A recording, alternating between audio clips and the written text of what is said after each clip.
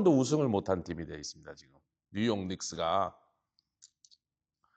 근데 이번에 이제 4강에 올라서 동부지구 결승전 하는데 뭐 바쁘게 다니느라고 언제 했는지도 모르는데 돌아와서 전화기 잃고 뭘 점검하려고 딱 하니까 거기 이제 스코어가 딱 뜨는데 뉴욕 닉스 4분 남았는데 한 10점 차로 지고 있대. 그래서 뭐 적겠지 그러는데 한두 시간 있다 누가 또 문자가 와서 그걸 보려고 다시 전화기를 켰더니 정말 마지막에 기적적으로 다시 이겼다는 거예요.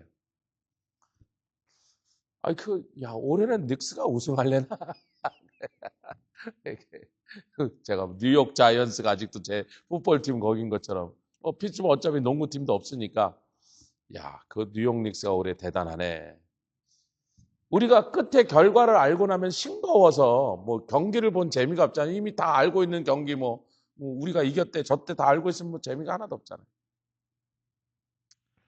근데 하나님과 우상의 싸움은 겨루어 보나 마나 비교할 대상도 감히 비교한다는 것조차 그건 참혹한 얘기라는 거예요. 우리 강의 안으로 528페이지부터 오늘 좀 가고 나중에 우상 숭배에 대해서 에스겔서에 나오는 내용만 한 강의로 다시 정리를 할 것인데 오늘은 지난주에 나눠드린 그 강의안을 좀 오늘 진도를 나갈 것입니다. 그래서 강의안 77번을 가도록 하겠습니다. 이렇게 바꾼 이유가 있는데 이걸 먼저 하고 다음 주에 다시 우상 숭배에 대한 얘기로 돌아오려고 하는 그 이유가 있는데 장로님 오시면 얘기하려고. 그 우상 숭배 그 자체에 우리가 관심이 없어요. 왜냐하면 우리는 우상이란 말의 핵심 뭐예요? 아무것도 아니다. 그럼 아무것도 아닌 걸 뭐 공부할 게 있냔 말이에요. 아무것도 아닌 거에 대해서 뭐 관심을 가질 필요가 사실은 없는 거예요.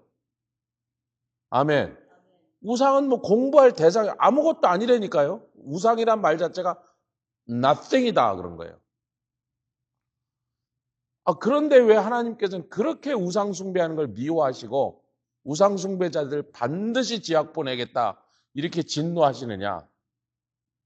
우상이 힘이 있는 게 아니고 아멘. 아멘 합시다.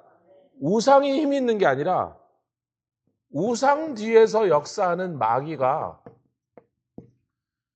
하나님이 아닌 것을 자꾸 하나님인 것처럼 속여서 사람들을 그 앞에 절하게 만드니까 혹은 하나님인데 하나님을 진정한 하나님의 참 모습이 아니고 본질이 아닌 그 하나님과 조금 다르게 그 하나님보다 조금 못하게 그 하나님과 조금 틀리게 믿게 만들어서 그것이 우상이에요. 10계명을 우리가 그래서 이거 참고할 필요가 있잖아요. 너희는 나 외에 다른 신을 두지 마라. 그런데 세상에 있는 모든 신은 가짜라. 그것은 신이 아니라 그것들은 창조한 적이 없다. 그것들은 아무 능력도 없다. 그러면 여기서 그 다른 잡신들을 하나님이 염려하시는 게 아니고 하나님만을 섬겨야 되는데 하나님 외에 다른 대상을 두는 순간 너는 하나님을 전면으로 하나님의 하나님 되심을 부정하는 거니. 우리가 그래요. 사람끼리도 여러분 자식이 불효를 하는데 여러 가지 아버지 재산을 확 말아먹을 수 있어. 아버지 사업도 기둥을 뿌려먹고 막 파산하게 만드셔요. 큰 불효죠. 아니면 이놈이 술 먹고 들어와서 막 난동을 피우면서 막 그 와중에 아버지를 들이받을 수도 있어. 근데 그래도 아버지는 그걸 참고 또 품어주고 용서하는 게 아버지입니다. 아멘. 근데 여러분 절대로 용서해 줄 수 없는 게 뭐냐면 당신은 내 아버지 아니에요. 자식놈이 지 부모한테 와서 You're not my father. 그럼 그건 끝난 거예요. 아멘. 하나님의 하나님 되심을 부정하면 아무 관계가 안 남은 거예요. 그러니까 하나님이 계시는 천국에 데리고 들어올 필요가 없어요. 뭐 하려고 들어오냔 말이야. You are nothing to me. 너하고 나하고는 아무 상관이 없어. 근데 왜 천국에 왜 들어와요? 들어와서 뭐 할 건데? 아멘.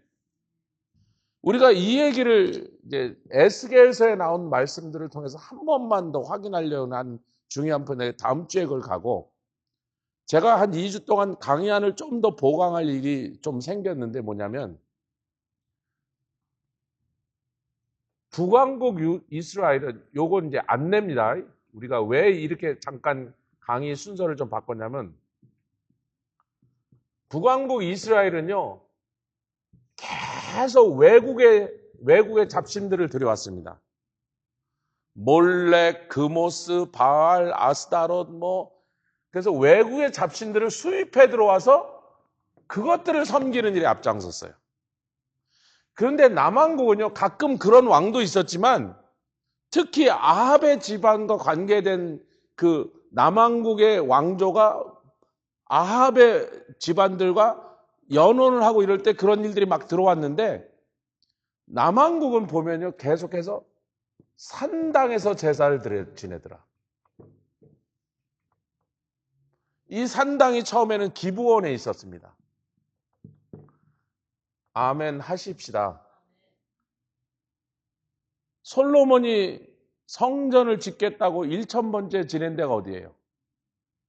왜 그러죠? 성전이 없었으니까 성전을 짓겠다고 1000번째를 드린 게 성전이 없는데 어떻게 성전에서 그걸 제사를 드릴게 성전에서 제사를 어떻게 드려요? 성전이 없는데요. 아멘. 그러니까 하나님께서 성전이 없는 상태에서 기브온 상단을 성전이 없으니까 임시로 거기서 제사 드리는 것을 받으셨습니다. 1000번째를 받으셨잖아요. 아멘. 그러니까 그날 밤에 꿈에 나타나서 이야 뭘 줄까? 그런 일이 시작된 거예요. 그러니까 성전이 완성되기 전까지는 이 산당을 하나님이 인정을 해주셨다는 거예요. 거기서 드리는 제사를 받으셨으니까. 그런데 성전을 지은 사람이 누구예요? 솔로몬인데 정작 자기가 성전을 하나님께 완공하고 그것도 얼마나 영화롭고 크고 아름답게 막 휘황찬란한 성전을 세상에 어떤 건물도 흉내낼 수 없는 그 아름다움의 극치, 영화의 극치에 성전을 줘서 헌당에 들여놓고는 뭘 합니까? 외국 여인들을 데리고 와서 하나씩 결혼할 때마다 그것들을 자기랑 결혼한 이방 공주가 갖고 온 그 나라 신을 위한 산당을 누가 지었어요? 솔로몬 자기가 지었습니다. 그러니까 얼마나 웃기는 거냐면 예를 들자면 이제 요즘으로 치면 쉽게 자기가 성전 봉헌하는 일에 막 집 팔아갖고 어느 교회에서 성전 건축하는데 그 교회에서 헌금을 제일 많이 들여놓고 그거 다 끝난 다음에 갑자기 교회 때려치고 가서 절을 하나 또 지어준 사람이 된 거예요. 요즘으로 좀 미친놈이 된 거예요, 이게요. 근데 그 다음에 유다의 많은 왕들이 바알 신은 때려부셨으나 이 북왕국의 사람들처럼 바알이나 이런 걸 섬겼던 자기 아버지나 할머니가 섬겼으면 바알 신당은 때려부셨으나 아세라 목상은 때려부셨으나 뭐만은 안 때려부수더라? 산당은 그대로 두더라. 그래서 북왕국은 이방신을 섬김으로 하나님의 진노하시면서 멸망했지만 남왕국은 산당을 없애지 않음으로 멸망한 거예요. 요걸 이제 다음 시간에 좀 우리가 깊이 다룰 필요가 있다. 그러면 산당에서 이들이 자꾸 제사를 드린다는 게 무슨 의미인가? 외국의 다른 거짓된 가증한 신을 붙잡은 게 아니고 예루살렘 안에 여러분 기브온이 아니에요. 기브아죠. 기브아. 제가 잘못했어요. 기브아 산당인데 이 산당에 우리가 갔거든요. 저도 이스라엘을 여러 번 갔지만 우리 교회 팀과 갔을 때 처음 갔어요. 거기를. 기브아 산당을 그전엔 가본 적이 없어요. 근데 우리 팀이 이제 기브아 산당으로 안내하시니까 이제 버스가 가니까 거기 갔는데 거기서 예루살렘 성전이 보여요. 기브와 산당에서 예루살렘 성전이 보인다고. 그 말은 예루살렘 성전에서도 기브와 산당이 보여요. 거기 안나신 김지사 뭐 보라고 저기 보이지 않냐고 저거에. 거기 서서 확인했거든. 그러니까 서로 눈에 보이는 거리라는 거예요.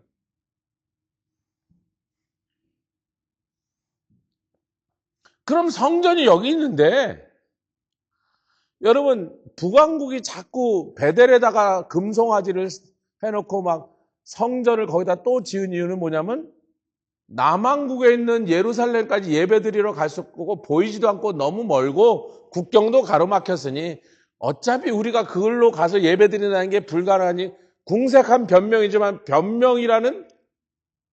변명할 근거라도 있었단 말이야. 먼 거 사실이잖아요. 거기까지 하루 만에 갔다 올 수 있는 거리가 아니라 국경이 나뉜 것도 사실이고 눈에 보이지 않아. 그러니까 르호보암 있잖아. 성전이 눈에 보이지 않으면 이 백성이 나를 떠나서 남왕국으로 갈 것이니 내가 그렇게 할 수는 없지. 어떻게 세운 나라인데. 그러니까 열 지파를 찢어서 남왕국보다 훨씬 큰 세력을 얻은 르호보암의 입장에서 그런 생각을 할 만한 상황은 그래도 됐다는 거예요. 이해가 갔는데 남왕국은 성전이 보이는 위치에 산당들이 있었어요. 그럼 왜 성전이 있는데 여기서 예배드리라고 지어놓고 거기서 날마다 제사가 올라가고 있는데 또 산당을 찾았단 말이에요. 요것이 이제 다음 시간에 우리가 함께 고민할 거예요. 그리고 역시 이제 이방신들 중에 제일 결국은 바알신이 문제거든요. 왜냐하면 이 바알신을 섬기던 주전 800년 전, 700년 전, 600년 전부터 예수님이 이제 700년, 800년 지난 다음인데 여전히 바알 세부 어쩌고 저쩌고 하면서 바알 얘기가 유대인들의 마음속에 있더란 말이에요.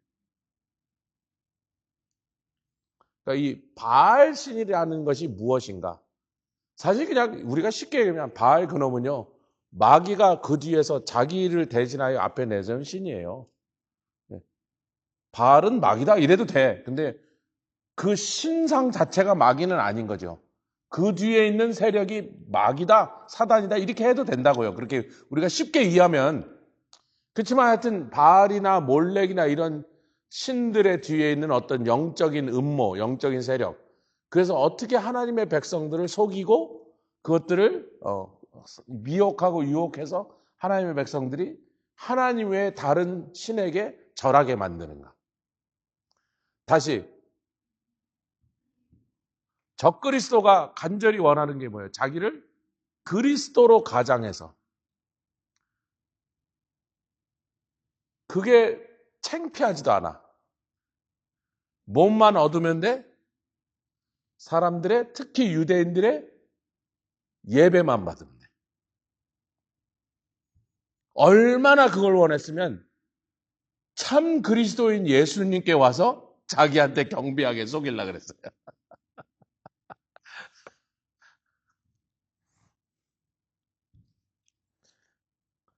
그러니까 마귀가 원하는 거죠. 이 인간들에게 자기가 하나님처럼 경배 한번 받았으면 좋겠다는 거예요. 그리고 또 한 가지를 뭘 알고 있어요? 발람의 경우를 통해서 뭘 하냐면 하나님의 자녀들을 마귀가 저주할 권세가 있다 없다. 권세하면 효력이 있다 없다. 없어요. 자기는 이 사람들을 다 끌고 지옥 가는 게 목표인데 마귀의 권세로는 능력으로는 하나님께 구원받은 성도들을 진짜로 실제로 저주할 수 있는 권세가 자기에 없어요. 능력이 안 돼.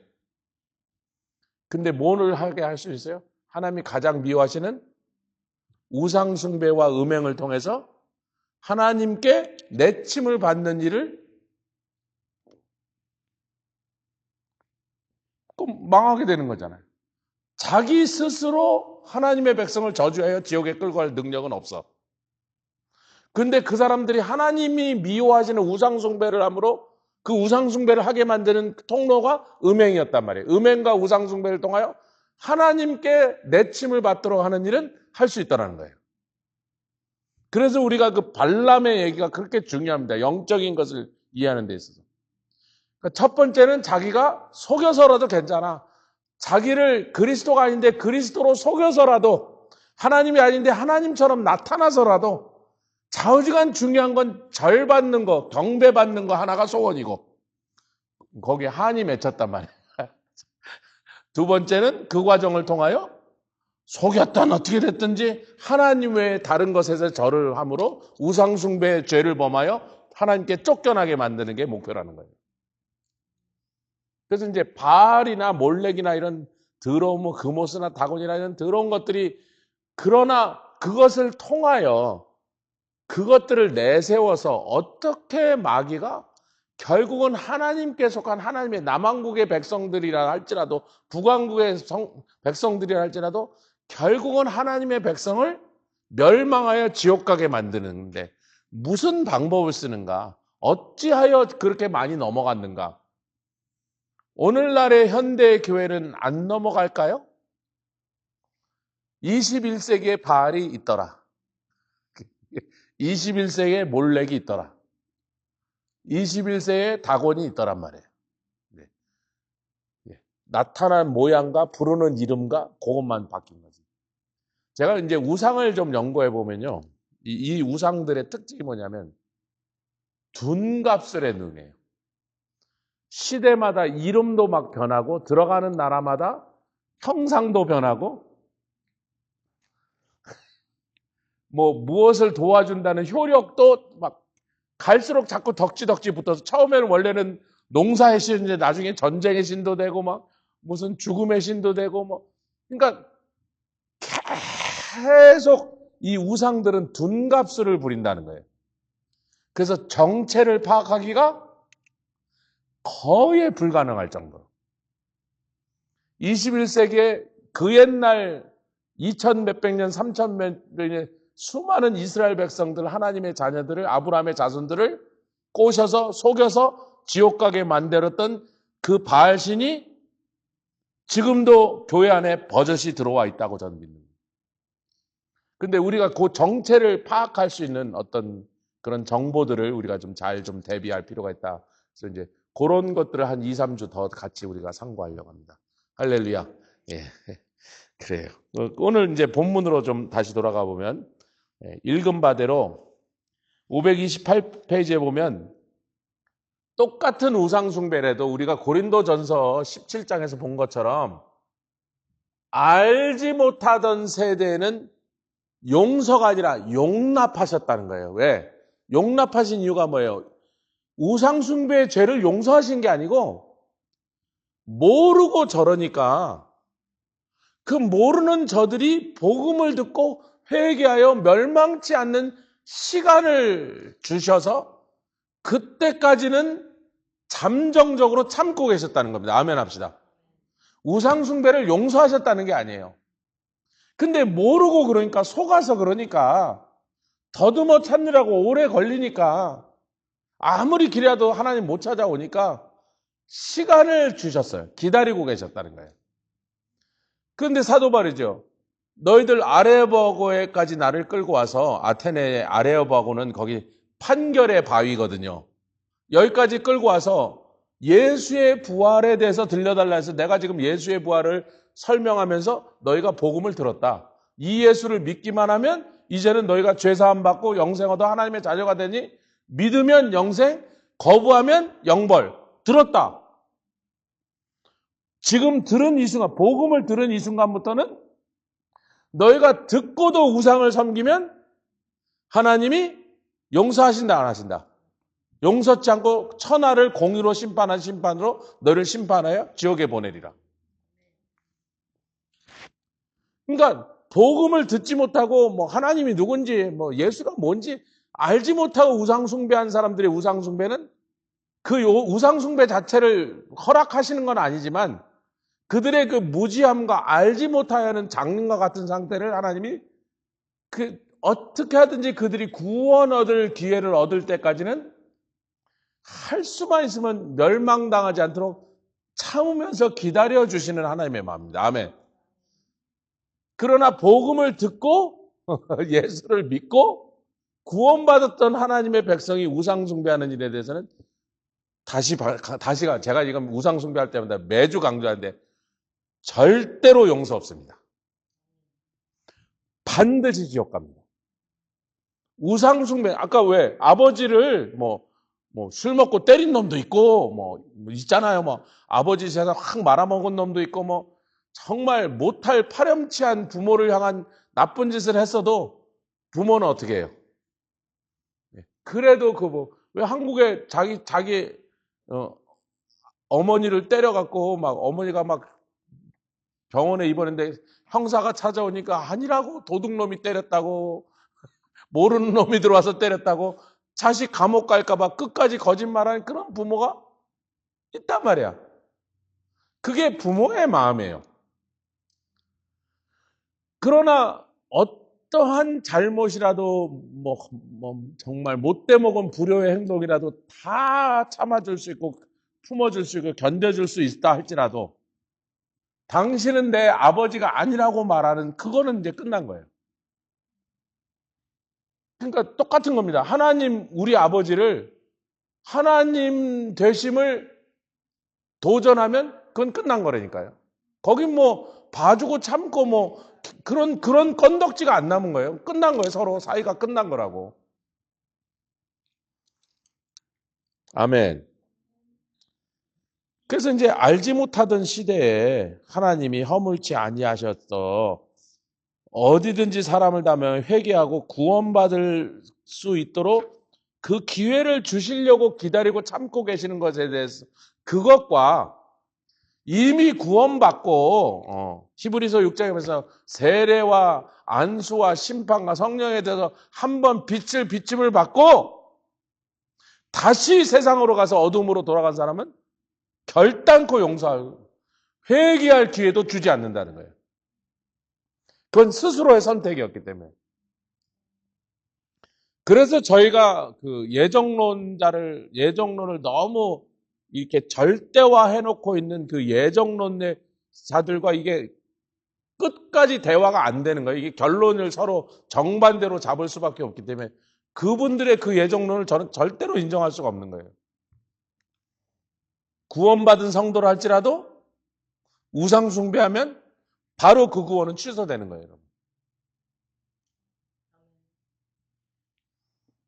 아니 하나님께 잘못한 거하고 하나님께 잠깐 그냥 못할 짓 해서 하나님의 마음을 아프시게 그걸 아버지의 마음으로 참을 수 있는데 하나님의 하나님 되심을 도전한 것에 대해서는 그게 왜 여러분 하나님의 하나님 되심을 도전한 게 뭐예요?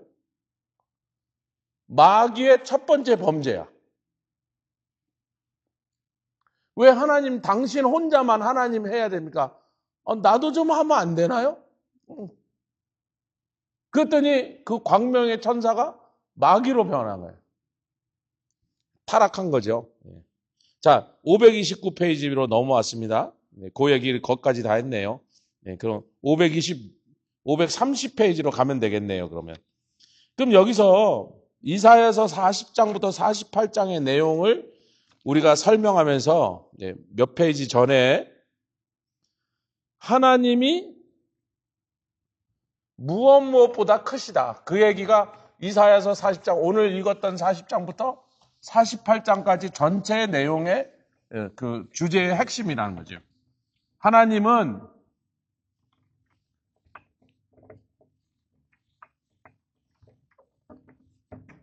우리 하나님은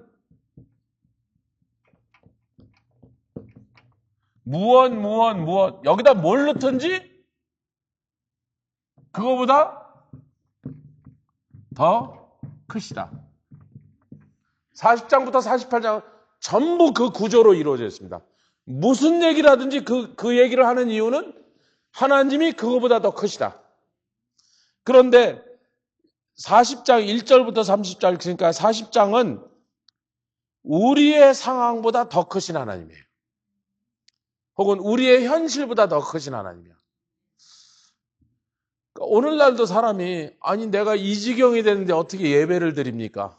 내가 하나님이 나한테 이렇게까지 억울하고 분하게 해놓고 안 도와주신데 내가 그 교회를 어떻게 계속 다닙니까? 그러니까 그 사람들이 하는 말은 내 현실이 하나님보다 더 크다. 그 하나님은 내 억울한 상황보다 더 작다라는 거예요. 41장부터 44장까지는 우리를 두렵게 하는 그 두려움보다 40장은 현실이, 내 상황이 아무리 어렵고 힘들고 억울하고 무서워도 그거보다 하나님 더 크시다. 이 내용인데, 아멘.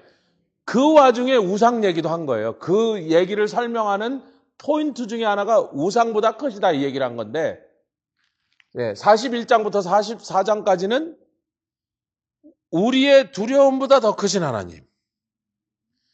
그리고 그 두려움은 우리에게 두려움을 가져다주는 구체적인 원수들이 있어요. 그래서 45장부터 그 두렵게 하는 원수들에 대한 얘기를 하나하나 하죠. 여러분 45장 잠깐 보겠습니다.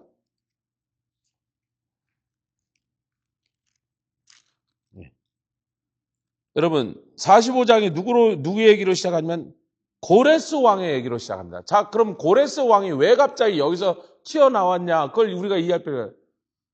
이사야서는 결국은 바벨론을 통하여 남왕국 유다가 멸망하고 예루살렘이 함락되고 성전이 불탈 유다가 멸망하는 얘기를 하는데 유다를 멸망시키는 나라가 바벨론이란 말이에요. 근데 고레스는 그 바벨론을 멸망시킨 왕이에요. 그러니까 잠시 후에 바벨론이 전 세계를 통치하는 세계 최고의 패권 국가가 되는데 아마 이란을 이번 주 금요일, 토요일, 주일날 사이에 다시 두들겨 팰 거라고 대부분의 군사 전문가들이 왜 금요일이냐면 카타르, 사우디 이런 나라들이 트럼프 대통령에게 부탁을 한 거예요. 잠깐 우리 지금 사정이 좀 그러니까 좀 폭격하는 걸 조금만 좀 참아주시라니까. 동맹국이니까 지금 그 나라 공군기지 막 쓰고 있잖아요. 그러니까 미군이 거기 가서 그 나라 기지들을 막 쓰고 있으니까 동맹국인데 그렇게까지 사우디 국왕이나 UAE 이런 나라의 왕들이나 대통령들이 부탁했는데 웃기는 소리 아니라 때려버리면 그쪽 체면이 말이 안 되니까 지금 참고 있다는 거예요. 부탁을 받았기 때문에. 근데 영원히 안 때리겠다는 게 아니고 좀 참고 있다는 거예요. 근데 왜 금요일 날 밤이라고 생각하냐면 미국 시간 금요일 밤에 증권거래소 월스트리트이 문 닫고 난 다음에 저녁 5시에 문 닫거든요.